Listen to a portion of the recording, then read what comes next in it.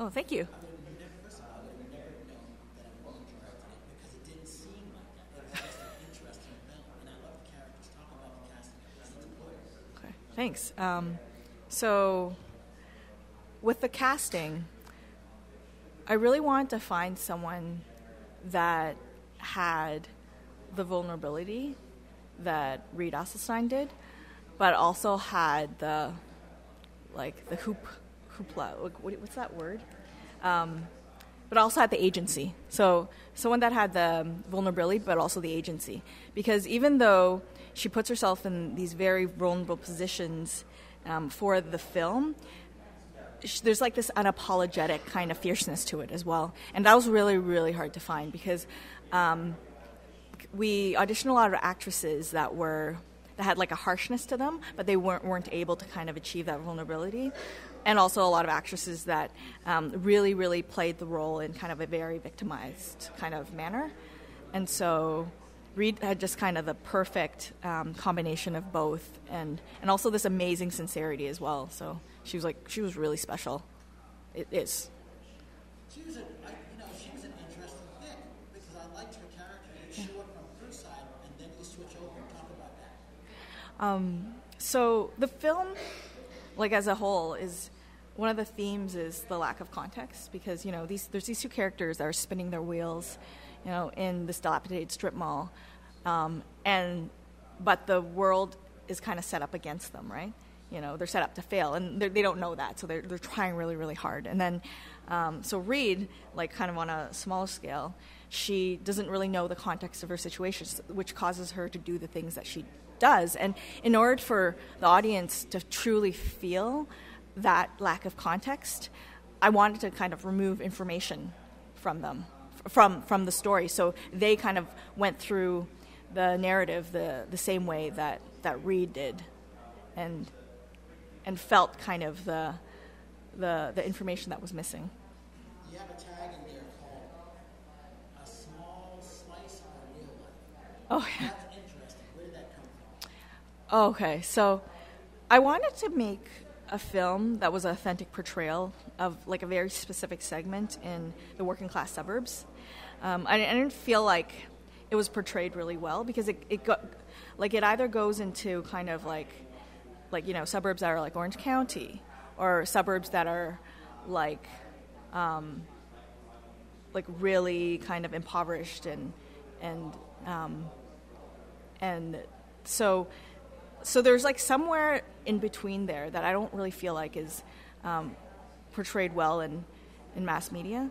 And so I wanted to basically show like an authentic story that I felt that was real, that the people that I felt that grew up together with me would feel is real, and tell like a real story about that. When this is being conceived, what was the most important thing for you? Because the way I looked at these were 9-to-5ers. Yeah. They were in small town anywhere, but they didn't necessarily have a way out of where they were living. Yeah. And that's what I found interesting about her character. Yeah. She took her job seriously, but at the same time, did she want more out of life? Who knew? So the question is like whether or not she sorry? Exactly. That's what it was. Talk about that. What did she want? Yeah. So the community that we kind of based it out of is kind of like just on the brinks of like a city. So imagine if there's like kind of a suburb on the edge of Minneapolis or something. And so you're aware that there's kind of something else out there. But so there's a yearning, but you don't know how you could ever fit in it, right? And so you kind of get depressed, you get lost, you get sad.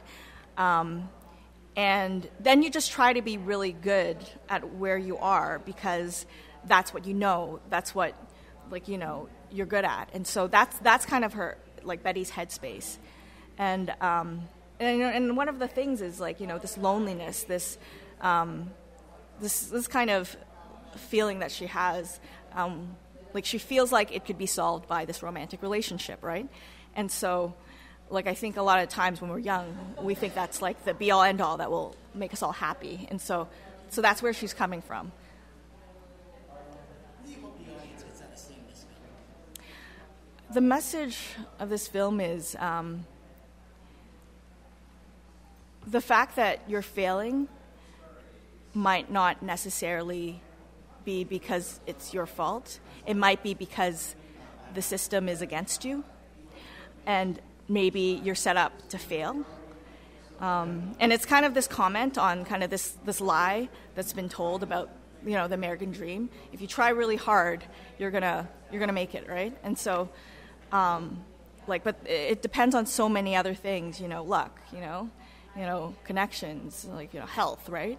And so to be aware that, you know, the fact that you're failing right now isn't because you're not, like, you know, working 27 hours instead of 24, right? I think it's something important for people to become aware of. So one could maybe shift how they're tackling a particular situation, or not to be so hard on themselves. Talk about being at the Los Angeles Asian Pacific Film Festival. What was that like to have your film accepted? And give us your social media contacts. Okay. So the social media handles are Wexford Plaza on Instagram, at Wexford Plaza, so WEXFORD PLAZA, on Twitter, and then on Facebook, I think it's Wexford Plaza Film, but maybe. But there's actually like real Wexford Plazas around like America and Canada, so we're not like the building management sites that are set up. Just FYI. Okay, but what was the other question that you asked? Oh, okay, yeah. So it's awesome to play at Asian diaspora festivals because, like, we can have these conversations about race and representation that a lot of the other festivals kind of just gloss over. And I feel like it's like this really awesome community that's kind of focused on making work that brings these issues to light, and instead of it being like a very industry-driven kind of sell, like buy kind of environment. And so I love, like, it's awesome to be playing here, and it's also awesome to be in LA too, because, like, another thing I feel that's really special about L.A.P.F.F. is there's like a bit of a narrative focus on it because it's in LA, whereas I found some of the other Asian diaspora festivals are very, very documentary focused because of that kind of natural history grounded in social justice advocacy and whatnot. So yeah, I think it's a really special place, and I'm excited to screen here. Okay, so Wexford Plaza, WEXFORD PLAZA. And that's for Instagram and Twitter, and then we also have a Facebook page, Wexford Plaza. But don't go to the real Wexford Plazas, because there's a lot of building management companies that have set up websites for the real plazas that exist out there. Thank you so much. Okay, no problem.